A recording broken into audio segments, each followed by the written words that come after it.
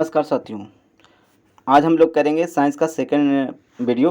पारिस्थितिकी से हम लोग स्टार्ट करेंगे और ये सुपर फास्ट जो रिवीजन हम लोग का चल रहा है उसके आगे बढ़ेंगे। ठीक है दोस्तों, तो चलिए बिना देर के स्टार्ट करते हैं आज का क्वेश्चन। सबसे पहले है कि पारिस्थितिकी के शब्द को सर्वप्रथम प्रतिपादित करने का श्रेय किसे जाता है? तो ये जाता है रीटर को। जीवधारियों एवं उसके वातावरण के बीच अंतर अभिक्रिया के अध्ययन को क्या कहते हैं? तो कहते हैं पारिस्थितिकी। स्व परिस्थितिकी का अभिप्राय है, तो स्व परिस्थितिकी का अभिप्राय है व्यक्तिगत जीवधारी का पारस्परिक अध्ययन। नेक्स्ट, पारितंत्र। पारितंत्र सबसे प्रथम किसने प्रतिपादित किया? तो पारितंत्र एजी टेंसले ने प्रतिपादित किया। पारितंत्र की सही परिभाषा क्या है? तो पारितंत्र का सही परिभाषा है कि वातावरण के साथ जीवों का समुदाय जिसमें वे रहते हैं। नेक्स्ट 6 नंबर, पारितंत्र के दो घटक हैं। तो पारितंत्र के दो घटक हो जाएंगे इसमें जीवीय और अजैवीय, जैवीय अजैविक घटक। निम्न में से कौन पारितंत्र का अजैविक घटक है? तो अजैविक घटक इसमें हो जाएगा जो इसमें हो जाएगा जल। ठीक है दोस्तों, 8 नंबर क्वेश्चन करेंगे हम लोग। किस पारितंत्र में ऊर्जा प्रवाह का सही मार्ग होता है? तो ऊर्जा प्रवाह का सही मार्ग हो जाएगा इसमें तो शाकाहारी मांसाहारी, चलिए बी यहाँ पे हो जाएगा सही। उत्पादक, उसके बाद शाकाहारी, फिर मांसाहारी, फिर अपघटक। ठीक है। खाद्य श्रृंखला बनती है, तो खाद्य श्रृंखला बनती है किससे? तो खाद्य श्रृंखला बनेगी यहाँ पे, इसका हो जाएगा जाके फूड चेन। चलिए ये हो जाएगा उत्पादकों, उपभोक्ताओं एवं अपघटकों से। ठीक है। 10 नंबर, किसी श्रृंखला में प्राथमिक उपभोक्ता होते हैं? तो प्राथमिक उपभोक्ता होंगे तब प्राथमिक उपभोक्ता तो शाकाहारी कहलाएंगे, क्योंकि ये जो पादप होंगे उसका उपयोग करेंगे शाकाहारी लोग, इसलिए प्राथमिक उपभोक्ता हो गए। 11 नंबर क्वेश्चन देखेंगे हम लोग। किस पारितंत्र में उत्पादकों का कार्य होता है? तो उत्पादकों का कार्य होता है यहाँ पे सोजों को पकड़ने से रासायनिक, हाँ, उत्पादकों का कार्य यहाँ पे हो गया सौर ऊर्जा को पकड़ना एवं इसे रासायनिक ऊर्जा में बदलना, यही उत्पादक का काम होता है। मतलब प्रकाश संश्लेषण वाला काम कौन करता है? तो उत्पादक ही करता है। अच्छा, पारितंत्र में ऊर्जा का प्राथमिक या मुख्य स्रोत होता है? तो पारितंत्र में यहाँ पे हो जाएगा सूर्य का प्रकाश हो गया। किसी पारितंत्र में सबसे बड़ी संख्या होती है? किसी पारितंत्र में सबसे बड़ी संख्या हो गई प्राथमिक उत्पादकों की होती है, जानते हैं आप लोग। 14 नंबर क्वेश्चन हम लोग देखेंगे। वायु एवं जल की क्रिया द्वारा भूमि का हटाव कहलाता है? तो ये तो कहलाएगा अपरदन ही कहलाएगा, भूमि का हटाव। वायु एवं जल द्वारा जो मिट्टी कटता छटता है। अच्छा, मृदा अपरदन रोका जा सकता है? तो मृदा अपरदन को रोकने के लिए सबसे अच्छा उपाय वनों को उगाना है। 16 नंबर क्वेश्चन देखेंगे हम लोग। 16 नंबर क्वेश्चन कह रहा बाढ़ को रोका जा सकता है? तो बाढ़ को रोकने के लिए हम लोग क्या कर सकते हैं? तो स्थल को ढालकर बनाना, जल आवरण को हटाकर नहीं, वनों को काटकर नहीं, नदियों पर बांध बनाकर एवं वृक्षारोपण करके। चलिए डी हो जाएगा सही। मैंग्रोव वनस्पति पाई जाती है? तो मैंग्रोव वनस्पति सुंदरबन में पाई जाती है। सुंदरबन कहाँ? पश्चिम बंगाल, बंगाल की खाड़ी का भाग वाला। मैंग्रोव वनस्पति का मुख्य घटक है? तो मैंग्रोव वनस्पति का मुख्य घटक यहाँ पर हो जाएगा, यहाँ पे राजोफोरा हो जाएगा। समुद्र के किनारे की वनस्पति क्या कहलाती है? तो समुद्र के किनारे रहेगा तो उसमें लवण की मात्रा होगी, यानी लवणोभिद वनस्पति हो जाएगा। 20 नंबर, न्यूनीकृत पत्तियों और धसे हुए रंध्र किसके प्रमुख लक्षण है? तो ये प्रमुख लक्षण है शुष्कोद्भिद का। मृदुभिदों में लंबा मूल तंत्र होता है, क्योंकि मृदुभिदों में लंबा मूल तंत्र होता है क्यों? क्योंकि गहरे जल स्तरों से जल अवशोषित करके क्या करते हैं कि जड़ें गहराई में चली जाती हैं।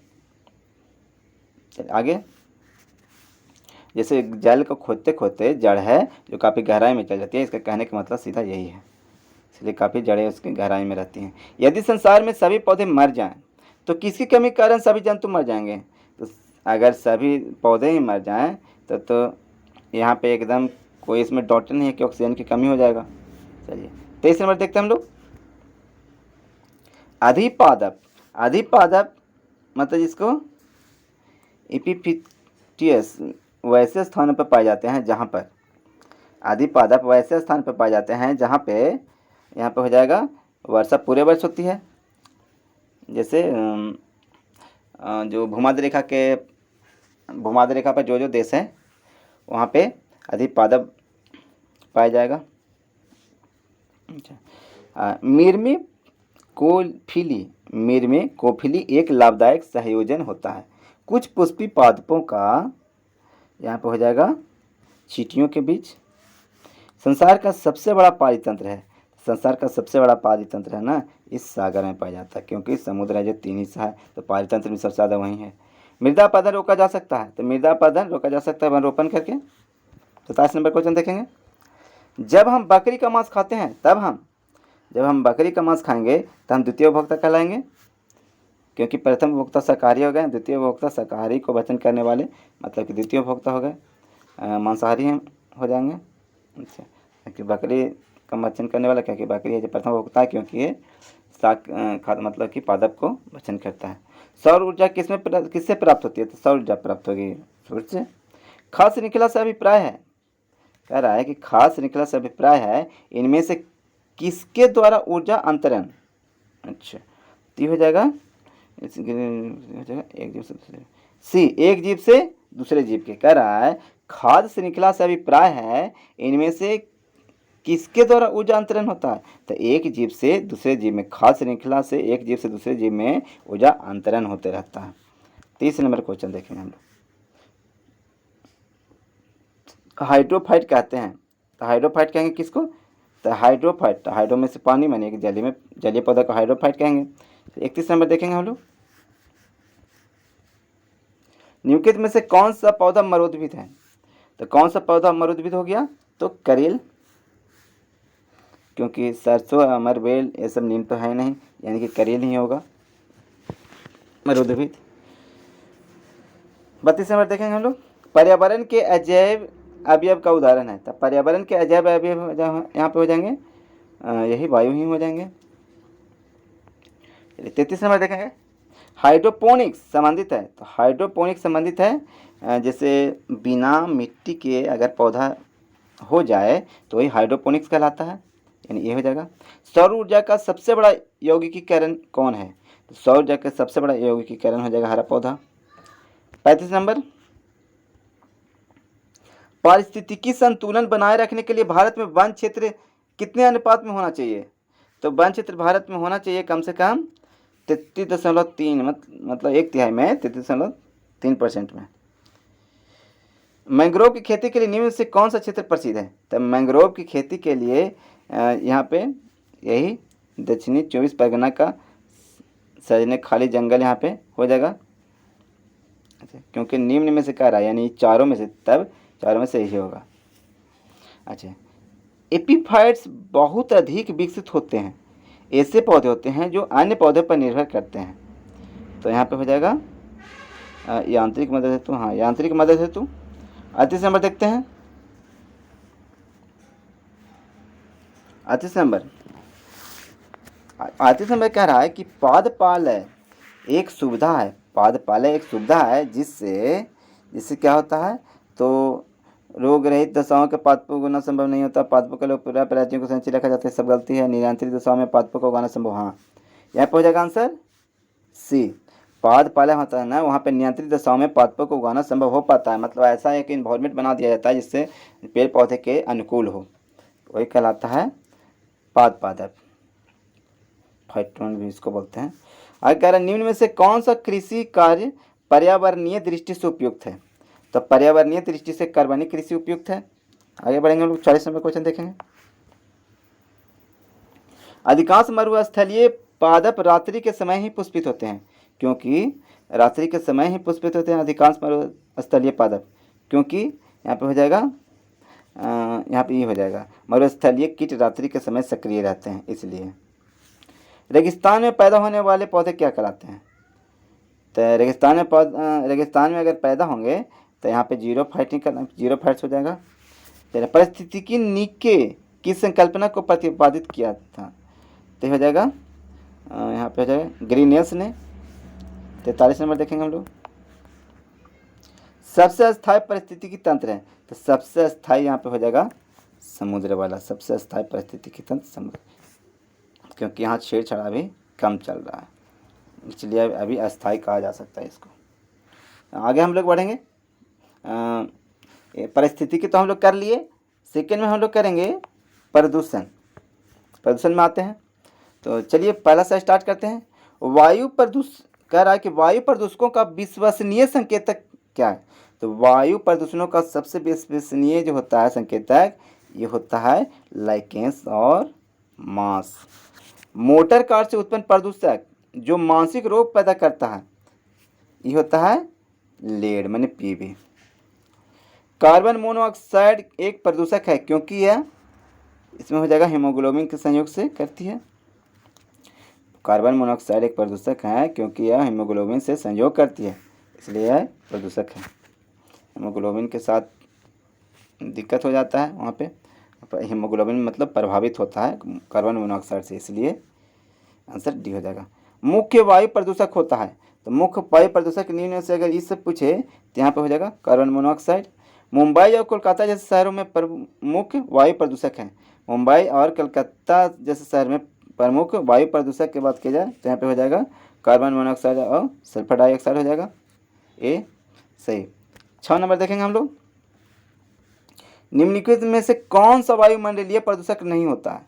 तो वायुमंडलीय प्रदूषक इनमें से कौन नहीं होता है, तो कार्बन डाइऑक्साइड वायुमंडलीय प्रदूषक नहीं होता है ये, लेकिन टेम्परेचर को बढ़ाता है, इससे ग्लोबल वार्मिंग की समस्या उत्पन्न होती है। ये 7 नंबर देखिए। हरित गृह गैसें जैसे ग्रीन हाउस गैसेस कहलाने वाली गैसें हैं। तो ग्रीन हाउस गैसेस कहलाने वाली गैस तो यहाँ पे हो जाएगा, यहाँ पे CFC हो जाएगा, कार्बन डाइऑक्साइड हो गया, मीथेन हो गया और नाइट्रोजन डाइऑक्साइड, ये हो जाएगा। सब ग्रीन हाउस गैसेज हैं। कौन सी देखिए यहाँ पे वायुमंडलीय प्रदूषक के बाद अलग हो गया है, ग्रीन हाउस गैस के बाद अलग हो गया। कौन सी गैस पृथ्वी पर हरित गृह प्रभाव में सर्वाधिक योगदान करती है। तो सबसे ज़्यादा योगदान कोई करती है तो है कार्बन डाइऑक्साइड। 9 नंबर देखेंगे हम लोग। मेट्रोपॉलिटन नगरों में प्रदूषण का प्रमुख स्रोत है। तो मेट्रोपॉलिटन जो नगर होगा वहाँ सबसे बड़ा स्रोत होगा, जो वहाँ वाहन होगा सबसे ज़्यादा वाहन चलेगा, इसलिए स्वतः चालित वाहन जो होगा जो। अच्छा, यहाँ पे आगे कह रहा है कि निम्नलिखित में से कौन सी गैस हीमोग्लोबिन से संयोग कर रक्त पदार्थ बनाती है। तो हीमोग्लोबिन से संयोग कर रक्त पदार्थ बनावेगी। अभी हम लोग चर्चा किए उसके बारे में, कार्बन मोनोऑक्साइड के बारे में। भोपाल दुर्घटना में कौन सा गैस का रिसाव हुआ था, तो मिथाइल आइसोसाइनेट के रिसाव हुआ था। निम्नलिखित में से कौन जैव अच्छाईकारी प्रदूषक है। जैव अच्छाईकारी प्रदूषक हो गया मतलब कभी उसका क्षय ना हो, जैव अच्छाईकारी। इसमें प्लास्टिक हो जाएगा, DTV हो जाएगा और पारा हो जाएगा, कभी इसमें इसका क्षय जैव के द्वारा नहीं होगा। इसलिए निम्नलिखित में से कौन कह रहा है कि निम्नलिखित में से किस वायु प्रदूषक के कारण मनुष्य में तंत्रिका तंत्र संबंधी रोग पैदा हो जाता है। तो वायु प्रदूषक के कारण, किस वायु प्रदूषक के कारण मनुष्य में तंत्रिका तंत्र में रोग पैदा हो जाएगा। इसका सही आंसर हो जाएगा सीसा, लेड। अच्छा, पेट्रोल में भी मिला हुआ रहता है लेड, याद रखिएगा। निम्नलिखित में से कौन सा वायु प्रदूषक मनुष्य में रक्त दाब को बढ़ा देता है और हृदय संबंधी रोग पैदा करता है। तो करता है कैडमियम। कैडमियम है जो ब्लड प्रेशर को भी बढ़ाता है। लोहे के खानों में काम करने वाले मजदूरों में लौह संकीर्णता रोग होने का कारण क्या है। तो इसका कारण है सिलिका। 16 नंबर देखेंगे। वायुमंडल में कार्बन डाइऑक्साइड का निर्माण मुख्यतः हुआ है। तो कार्बन डाइऑक्साइड का निर्माण हुआ है जीवों में श्वसन से। जो कार्बन डाइऑक्साइड जैसे ऑक्सीजन लिया और कार्बन डाइऑक्साइड छोड़ा, इससे हुआ है। ताजमहल को क्षति पहुंच रही है। ताजमहल को क्षति पहुंच रही है तो मथुरा, वहाँ उसकी बगल में मथुरा तेल शोधनशाला है, वहाँ से वायु प्रदूषण होता है, इससे ताजमहल को क्षति पहुंच रहा है, उसके कलर भी चेंज होते जा रहा है। आगे कह रहा है 18 नंबर देखेंगे हम लोग। मनुष्य की कार्बन मोनोऑक्साइड के वातावरण में मृत्यु हो जाती है, क्यों। कार्बन मोनोऑक्साइड के वातावरण में मनुष्य की मृत्यु हो जाती है, क्यों होगा, क्योंकि यह रक्त के हीमोग्लोबिन के साथ संयोग करके रक्त को ऑक्सीजन अवशोषित करने के अयोग्य बना देती है, इसीलिए। कह रहा है कि पृथ्वी के वायुमंडल में उपस्थित ओजोन स्तर, तो ये पराबैंगनी किरणों के प्रवेश करने को कम कर देता है, प्रवेश करने से रोकता है। अच्छा, मिनी माता रोग 20 नंबर में कह रहा है मिनी माता रोग होता है, तो मिनी माता रोग हो जाएगा जल में मरकरी के प्रदूषण से, सी हो जाएगा। अच्छा, 21 नंबर देखेंगे, जल प्रदूषण को मापने हेतु निम्नलिखित में से कौन सी जांच की जाती है। जल प्रदूषण को मापना रहे तो वायु, केमिकल, ऑक्सीजन डिमांड उपयोग होगा। डीडीटी होता है, तो डीडीटी होता है कोची, तो अजीय अपघटनीय प्रदूषक होता है। सूर्य से आने वाले हानिकारक पराबैंगनी किरणों से होता है, तो इससे क्या होगा, तो इससे त्वचा का कैंसर होगा। सूर्य से आने वाली हानिकारक पराबैंगनी किरणों से त्वचा का कैंसर होगा। 24 नंबर देखिए, 24 नंबर क्वेश्चन हम लोग देखेंगे। तो 24 नंबर क्वेश्चन कहता है, अरे भाई 24 नंबर पीछे ही था। यदि जल का प्रदूषण वर्तमान गति से होता रहा तो अंततः क्या हो जाएगा। अगर इसी से होता रहा इसी तरह से, तो जल पादपों के लिए ऑक्सीजन के अणु अपर्याप्त हो जाएंगे। जल पादपों के लिए, जल में जो पादप रहेंगे ना, उसके लिए ऑक्सीजन के अणु नहीं मिल पाएंगे, यही हो जाएगा। जल का प्रदूषण वर्तमान में गति से होता रहा तो ये हो जाएगा। नदियों में जल प्रदूषण की माप की जाती है। नदी में अगर जल प्रदूषण मापना रहे तो O2 की घुलो ही मात्रा मापा जाता है कि कितना ऑक्सीजन है वो जल में। निम्नलिखित में से कौन सी गैस वायु को प्रदूषित नहीं करती है, तो ये नहीं करेगी, कार्बन डाइऑक्साइड। अच्छा, औद्योगिक बहिर्शराब द्वारा किए जाने वाले जल प्रदूषण को रोकने के लिए निम्नलिखित में से कौन सी अपत्रित का उपयोगी पाया गया है। तो कह रहा है कि बहिर्शराबी द्वारा किए जाने वाले जल प्रदूषण को रोकने के लिए निम्नलिखित में से कौन सा अपत्रिन को उपयोगी पाया गया है, तो हो जाएगा उपयुक्त ए और बी दोनों, मतलब पार्थेनियम और हाथी घास। 28 नंबर देखेंगे हम लोग। तो 28 नंबर क्वेश्चन कह रहा है निम्नलिखित में से कौन एक वाहन प्रदूषण का भाग नहीं है। तो वाहन प्रदूषण का भाग इसमें से कौन नहीं है, तो कार्बन मोनोऑक्साइड भी है, कार्बन डाइऑक्साइड भी है, सल्फर डाइऑक्साइड भी है, मतलब हाइड्रोजन नहीं है। ऊर्जा के किस रूप में प्रदूषण की समस्या नहीं होती है, तो प्रदूषण की समस्या सौर में नहीं होगा। निम्नलिखित में से कौन अधिकतम ध्वनि प्रदूषण का कारण है। सबसे ज़्यादा ध्वनि प्रदूषण का कारण हो जाएगा जेट उड़ान, बहुत तेज आवाज़ करता है। राष्ट्रीय पर्यावरण अभियांत्रिकी संस्थान कहाँ है, तो हो जाएगा नागपुर में। मानव जनित पर्यावरण प्रदूषण क्या कहलाते हैं, तो मानव जनित पर्यावरण प्रदूषण कहलाते हैं परजैविक कहलाते हैं। वैश्विक तापन के फलस्वरूप हो सकता है, तो समुद्र तल में वृद्धि होता है, सही है। फल के स्वरूप में परिवर्तन, फसल के स्वरूप में परिवर्तन हो जाएगा और तटरेखा में परिवर्तन भी हो जाएगा, तो ये सही भी हो जाएगा आंसर, डी नंबर। नेक्स्ट, वायुमंडल में जिस ओजोन छिद्र का पता लगाया गया है वह कहाँ स्थित है, तो वह स्थित है अंटार्कटिका के ऊपर। निम्न से कौन सी गैस वैश्विक उष्णता के लिए उत्तरदायी है, तो वैश्विक उष्णता के लिए उत्तरदायी हो जाएगा कार्बन डाइऑक्साइड और मीथेन, मतलब गर्मी के लिए। वायुमंडल में उपस्थित ओजोन परत अवशोषित करता है, तो ओजोन परत अल्ट्रावायलेट रे को अवशोषित करेगा। अच्छा, 37 नंबर, तेजाब वर्षा पर्यावरण में निम्न प्रदूषण से होता है, तो तेजाब वर्षा किसके कारण होता है, तो तेजाब वर्षा हो जाएगा नाइट्रस ऑक्साइड एवं कार्बन डाइऑक्साइड के कारण हो जाएगा। 38 नंबर देखते हैं, हरित गृह प्रभाव का अर्थ है, तो वायुमंडल में ग्रीन हाउस गैसों के घनीकरण के कारण वायुमंडल के तापमान को बढ़ जाना, हरित गृह प्रभाव का यही अर्थ होता है। 39 नंबर देखिए लास्ट इसका, धूल प्रदूषण रोकने के लिए उपयुक्त वृक्ष है, तो धूल प्रदूषण रोकने के लिए सबसे उपयुक्त है नीम, ठीक है, डी। आगे बढ़ेंगे हम लोग, यहाँ पे अब है जंतु विज्ञान की शाखाएं। तो जंतु विज्ञान की शाखाएं के बारे में हम लोग पढ़ेंगे जल्दी से, एकदम क्विक रिवीजन। तो मानव त्वचा का अध्ययन करने वाली विज्ञान क्या कहलाती है, तो मानव त्वचा के अध्ययन करने वाली विज्ञान कहलाएगी डर्मेटोलॉजी, त्वचा का अध्ययन करना है इसलिए डर्मेटोलॉजी हो जाएगा। सेकेंड नंबर देखेंगे हम लोग, अच्छा सेकेंड में कह रहा है अस्थियों का अध्ययन विज्ञान के किस शाखा के अंतर्गत किया जाता है, तो अस्थि का अध्ययन विज्ञान के किस शाखा के अंतर्गत किया जाएगा, तो अस्थि है, तो अस्थि है तो यहाँ पे हो जाएगा ऑस्टियोलॉजी, ठीक है। 3 नंबर देखते हैं हम लोग, जीवों में संक्रमण के विरुद्ध प्रतिरोध का अध्ययन क्या कहलाता है, तो यहाँ पे हो जाएगा इम्यूनोलॉजी कि प्रतिरोध के अध्ययन कर रहा है, जीवों के विरुद्ध प्रतिरोध का अध्ययन कर रहा है, तो ये इम्यूनोलॉजी हो जाएगा। तो 4 नंबर कह रहा है पैलियोंटोलॉजी के अंतर्गत किसका अध्ययन किया जाता है, तो जीवाश्म का हो जाएगा। कीड़ों के अध्ययन को क्या कहते हैं, तो एंटोमोलॉजी। तितलियों के अध्ययन को क्या कहते हैं, तो लैपिडेट्रियोलॉजी। नेक्स्ट,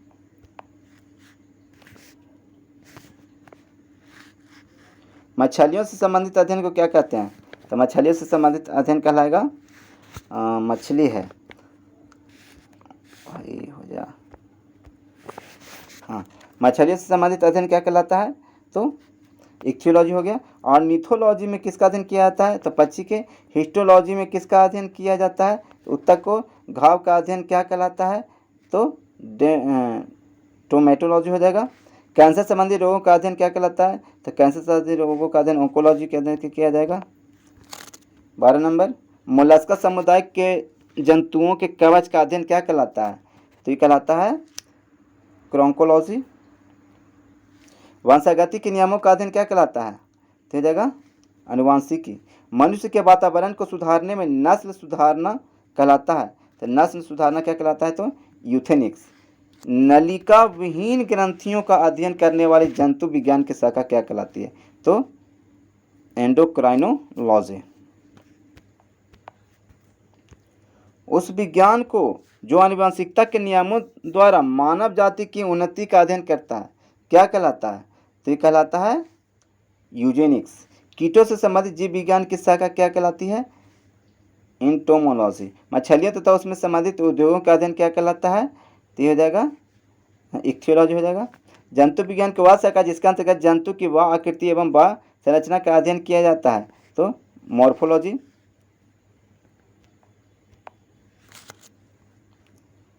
जंतु विज्ञान की वह शाखा जिसके अंतर्गत आनुवंशिकी लक्षणों तथा उसकी वंशागति का अध्ययन किया जाता है, तो हो जाएगा जेनेटिक्स के अंतर्गत किया जाएगा। 21 नंबर क्वेश्चन देखते हैं। 21 नंबर क्वेश्चन कहता है जंतुओं तथा उसके आसपास के वातावरण संबंधी अध्ययन को क्या कहते हैं, तो उसके अध्ययन को तो पारिस्थितिकी ही बोलेंगे। 22 नंबर देखते हैं हम लोग। मांसपेशी के अध्ययन क्या बोलेंगे, तो मायोलॉजी बोलेंगे। जनसंख्या के अध्ययन क्या बोलेंगे, तो डेमोग्राफी बोलेंगे। मधुमक्खियों का पालना क्या कहलाता है, तो एपीकल्चर कहलाता है। 25 नंबर देखिए, रेशम पालन क्या कहलाता है, रेशम पालन सेरिकल्चर हो जाएगा। ऊतकों की रचना के अध्ययन से संबंधित विज्ञान क्या कहलाता है, तो ऊतकों की रचना से संबंधित अध्ययन कहलाएगा हिस्टोलॉजी। विज्ञान की शाखा न्यूरोलॉजी से संबंधित कौन सा अंग का अध्ययन किया जाता है, न्यूरोलॉजी में कौन सा अंग का अध्ययन किया जाता है, तो स्नायु तंत्र का हो जाएगा इससे। जेरोंटोलॉजी निम्नलिखित में से किसके अध्ययन से संबंधित है, जेरोंटोलॉजी, तो जेरोंटोलॉजी हो जाएगा वृद्ध। नेक्स्ट, पीडियाट्रिक्स निम्नलिखित में से किसके अध्ययन से संबंधित है, तो पीडियाट्रिक्स हो जाएगा, तो हो जाएगा यहाँ पे शिशु रोग से। टिश्यू कल्चर का अध्ययन किसके लिए उपयोगी है, तो टिश्यू कल्चर का अध्ययन उपयोगी है आनुवंशिकी के लिए। ओंकोलॉजी किसका अध्ययन है, तो ओंकोलॉजी अध्ययन हो गया कैंसर का। जेनेटिक्स में किसका अध्ययन किया जाता है, तो आनुवंशिकता एवं गुणसूत्र का अध्ययन हो जाएगा जेनेटिक्स में। आनुवंशिकी किससे संबंधित है, तो आनुवंशिकी संबंधित है आनुवंशिकता से, सॉरी यार,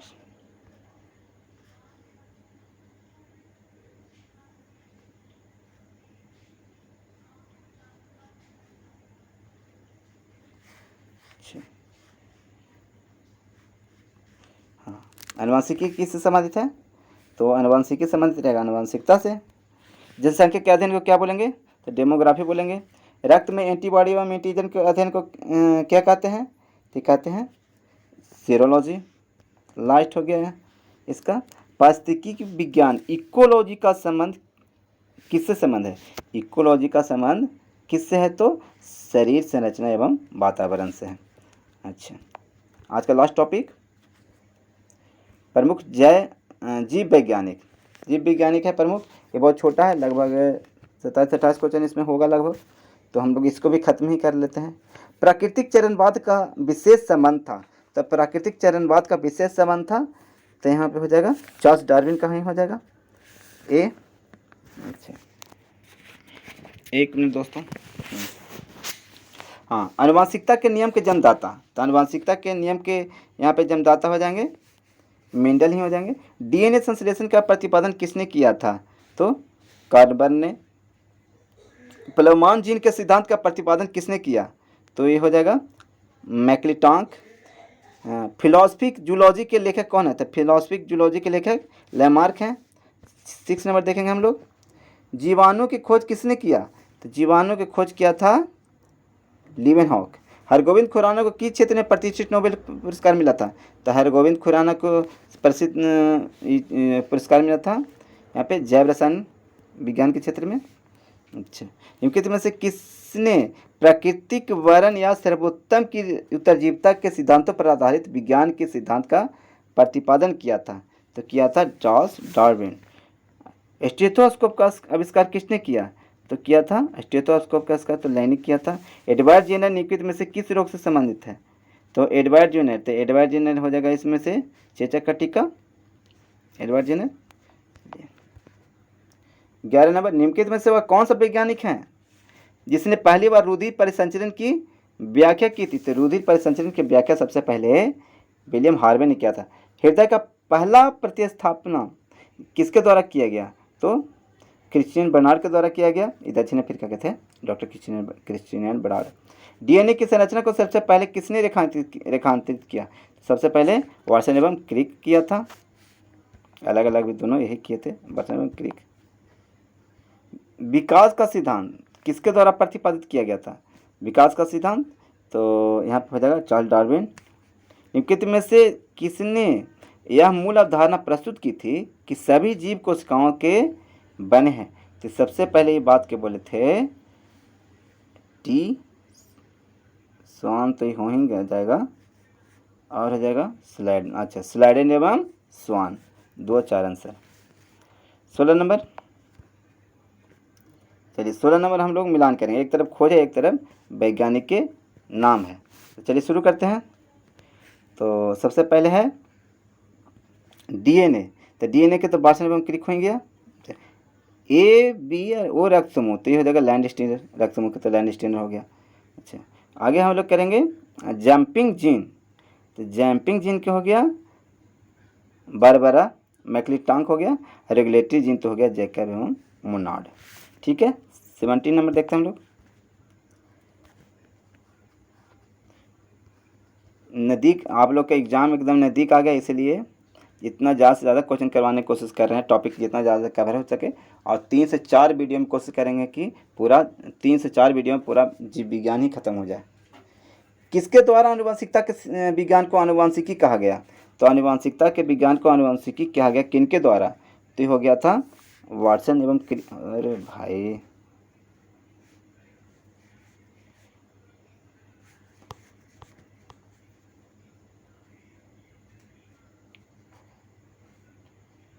सुकी कहा गया, तो वाटसन के द्वारा यहाँ पे हो जाएगा। अच्छा, सुमिलित नहीं है, तो से कौन सुमिलित नहीं है? तो मिलान कीजिए। तो चलिए देखते हैं कौन सुमिलित नहीं है। जोसेफ लिस्टर कुष्ठ रोग, चलिए यही सही नहीं है पहला।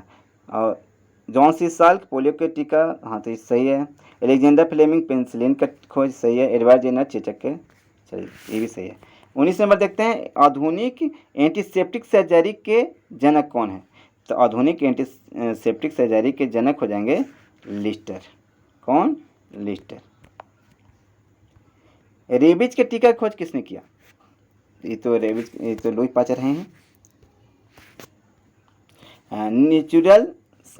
नेचुरल सेलेक्शन का सिद्धांत किसने दिया? तो नेचुरल सिलेक्शन का सिद्धांत दिए थे डार्विन, चार्ल्स डार्विन। पेंसिलिन की खोज किसने किया? तो पेंसिलिन की खोज किया था एलेक्जेंडर फ्लेमिंग। बायोलॉजी के जन्मदाता के रूप में किसे जाना जाता है? तो अरस्तू को जाना जाता है। आगे, किस वैज्ञानिक ने खोज की कि मलेरिया मच्छरों द्वारा होता है? सबसे पहले रोनाल्ड रॉस बोले थे। लेप्रोसी बेसिलस के आविष्कारक कौन था? तो लेप्रोसी बेसिलस के आविष्कारक हो जाएंगे हेंसेन।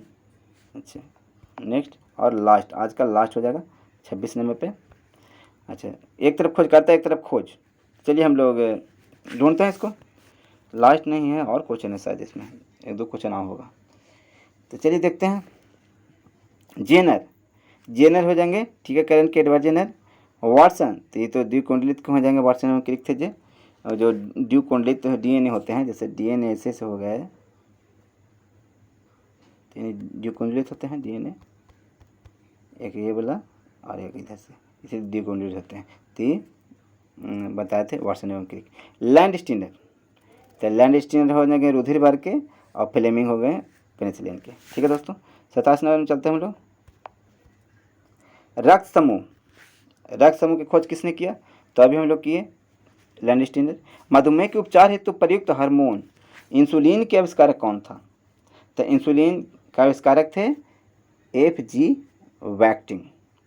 मधुमेह के उपचार के लिए जो हार्मोन और इंसुलिन का आविष्कार हुआ, उसका आविष्कारक थे F.G. वैक्टिंग। ठीक है दोस्तों, तो आज तक इतना ही, वीडियो काफ़ी लंबा हो चुका है, तो आप लोग इसको थोड़ा स्पीड तेज़ करके भी देख सकते हैं, लेकिन देख लीजिएगा एग्ज़ाम के पहले। बहुत ही इंपॉर्टेंट पोर्शन है बायोलॉजी, और बायोलॉजी में भी जो चैप्टर करवा रहे हैं जो। ठीक है दोस्तों, तो आज तक इतना ही। जय हिंद।